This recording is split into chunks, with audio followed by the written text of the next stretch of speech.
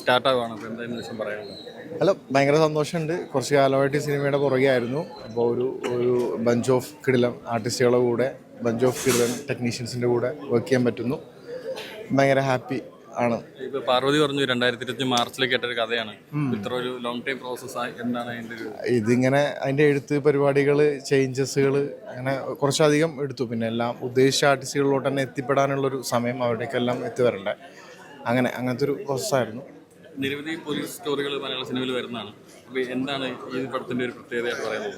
അങ്ങനെ ഭയങ്കര പ്രത്യേകത ഒന്നും സിനിമ വരട്ടെ. നല്ലൊരു ഇപ്പോൾ ഇതിലെ ടെക്നീഷ്യൻസും ഇതിലെ ആർട്ടിസ്റ്റുകളും തന്നെയാണ് ഈ പടത്തിൻ്റെ പ്രത്യേകതയായിട്ട് എനിക്ക് വെക്കാനുള്ളത്.